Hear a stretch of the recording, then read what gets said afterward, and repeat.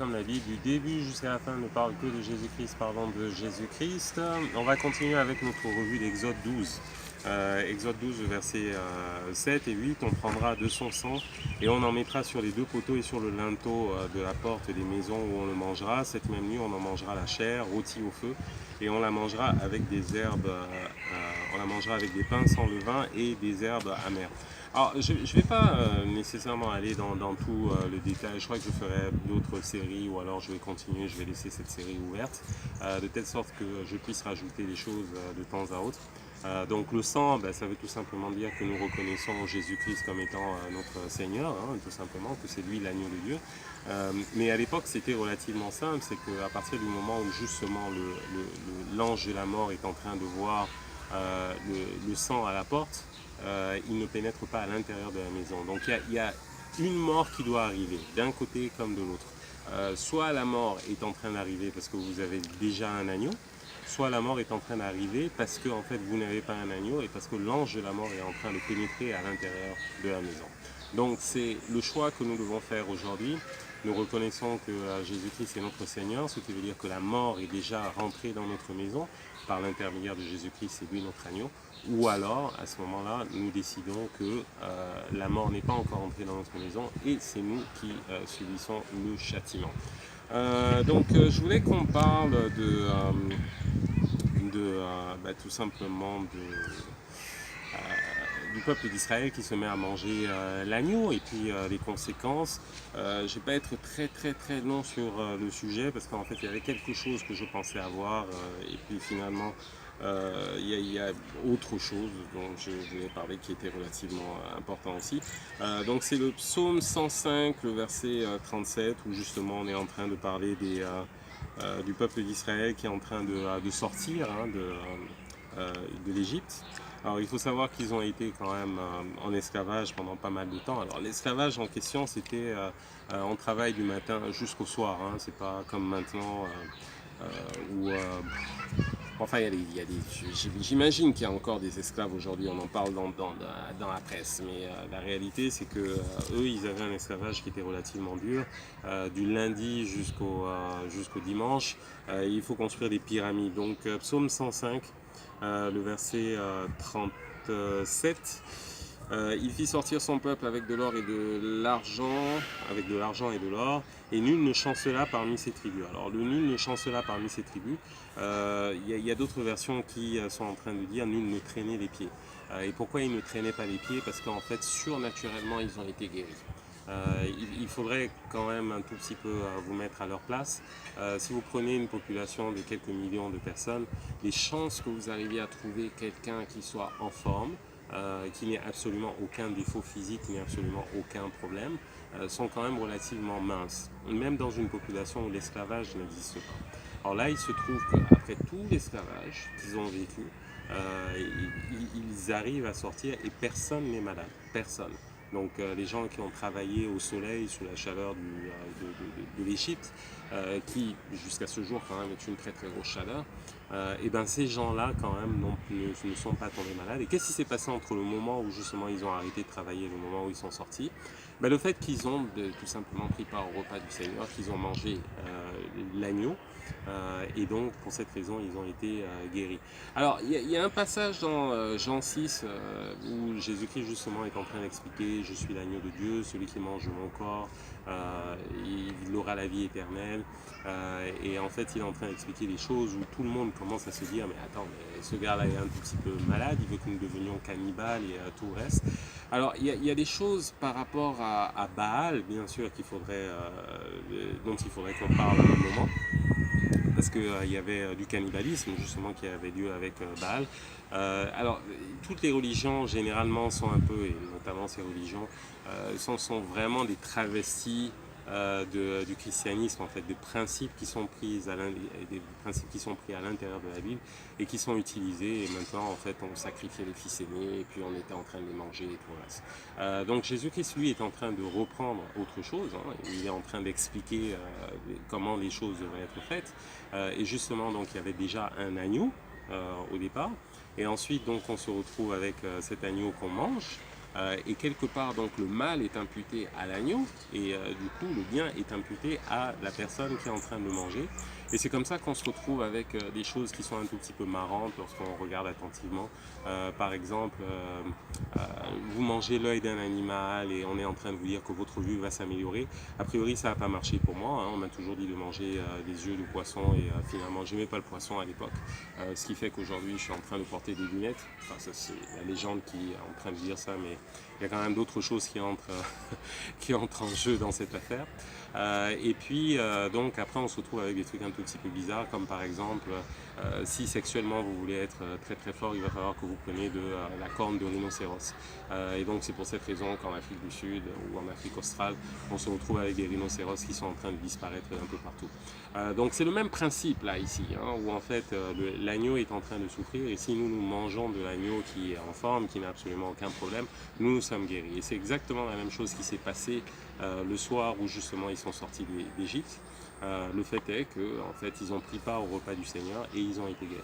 Alors, c'est un peu sur ça que je voulais revenir, parce qu'en fait, il y a pas mal de choses. Ah oui, autre chose que je voulais dire. Nous pouvons manger le corps du Christ. La raison pour laquelle nous pouvons manger le corps du Christ, c'est parce que Jésus est l'agneau.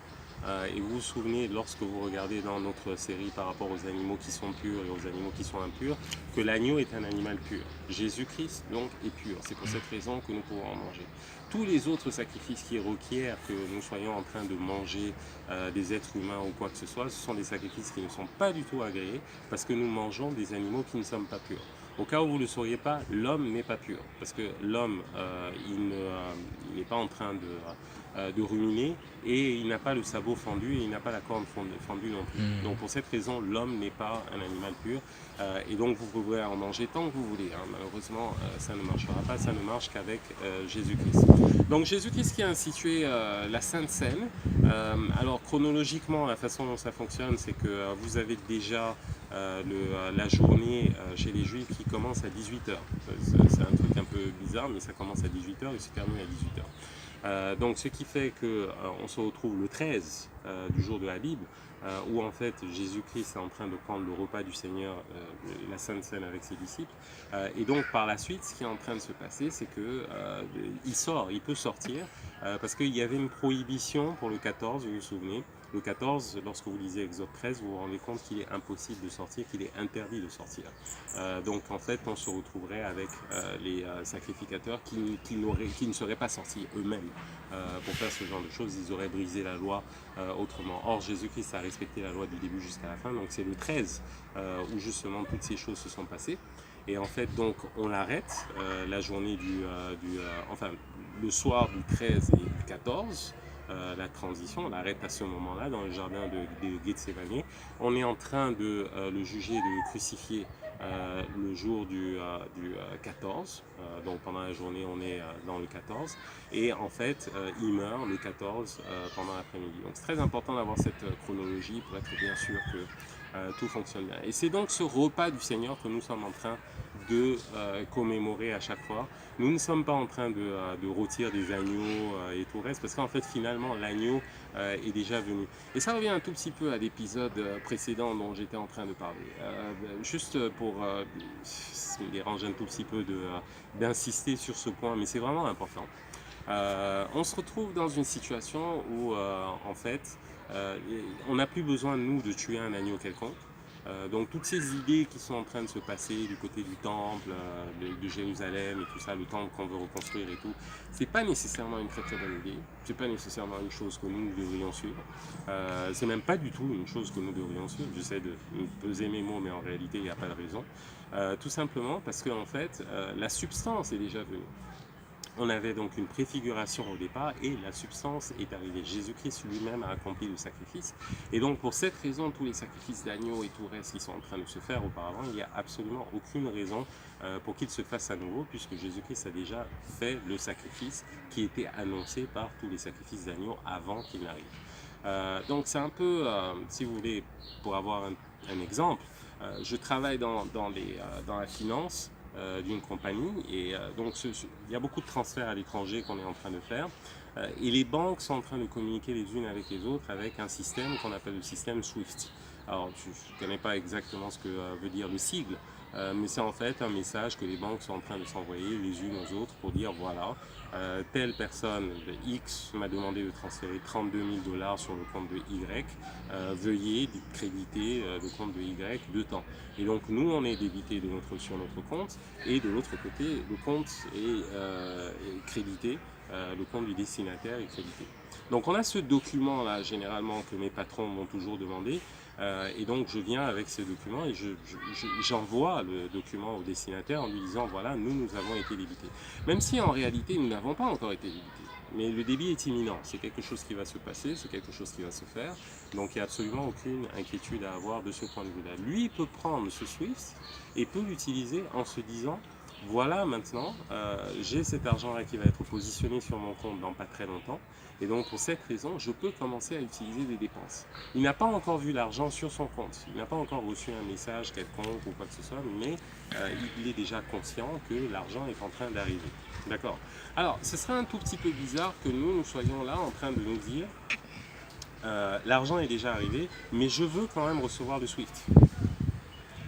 C'est un peu ce que certaines personnes sont en train de faire aujourd'hui, où elles sont en train de se dire ok, Jésus-Christ qui est la substance est déjà arrivé, mais il faut quand même que nous refassions tout ce que nous étions en train de faire auparavant, donc le sacrifice d'agneau et tout le reste. On est complètement dans l'erreur.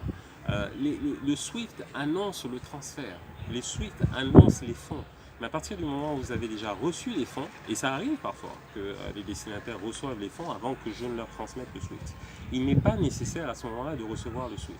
Donc très important que nous comprenions la différence entre la substance et la préfiguration, le symbole.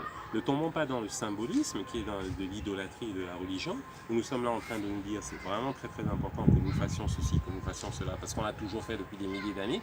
Il faut comprendre que toutes ces choses étaient en train d'annoncer Jésus-Christ. Jésus-Christ qui est venu, qui est mort, et donc à partir du moment où nous prenons le pain plutôt que l'agneau, à ce moment-là, nous sommes en train de dire que nous agréons le sacrifice de Jésus-Christ, nous acceptons le sacrifice de Jésus-Christ comme étant un sacrifice pour nos péchés. Voilà, bah écoutez, ce sera tout pour aujourd'hui. On reprendra sur le même thème de la communion et on parlera de 2 ou 3 choses en plus. Portez-vous bien et à la prochaine, que Dieu vous bénisse. Bye.